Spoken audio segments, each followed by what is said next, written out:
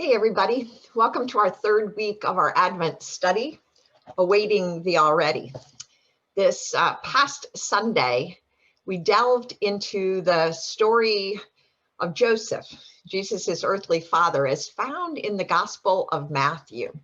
I just want to give you a little review of this chapter, and hopefully it will encourage you to look at this gospel on your own, or possibly even if you haven't already, get a hold of this book, Awaiting the Already, and work through it yourself. So the story from this week's lesson comes from Matthew chapter 1 through Matthew chapter 2, verse 18. Our author, Reverend De Vega, talks about this story in a way that was really enlightening to me, rather than the glorious story of song that we'll read about and hear about in next week's lesson that comes from the Gospel of Luke.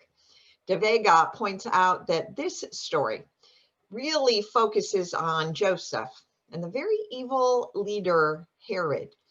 He talks about it not in a way of which is magical and wonderful, but in the way in which it encounters the reality of the world.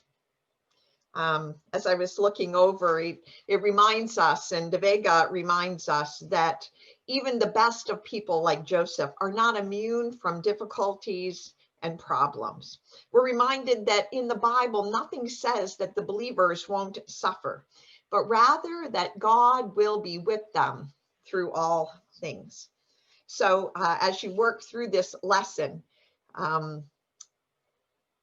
we're reminded that, as I quote here from De Vega, if awaiting the already in Matthew first means acknowledging the reality of a broken world, it also means refusing to live in fear.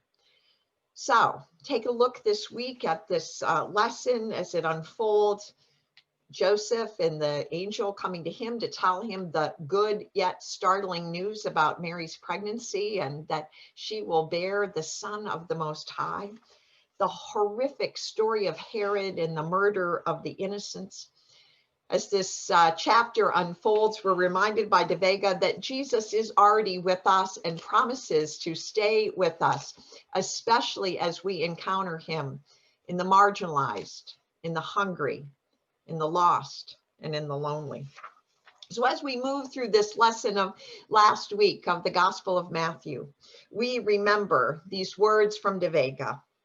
Ultimately, here is what Matthew's birth narrative tells us, that no matter what you're going through, God is in it. Your life may be a lot like Joseph's right now, and the pain of your struggle may be so intense that you cannot see through the fog of your disillusionment to sense that anything is present beyond the trauma. But there is a redemptive hand already at work. God is at work in the midst of uncertainty, because God lives in the ambiguities. That's how a mysterious God operates, just beyond the reach of our sensibilities and senses, fully approachable though through our faith. So have a good week. Even in the midst of these challenging times, know that God is with you. God is with us, Emmanuel.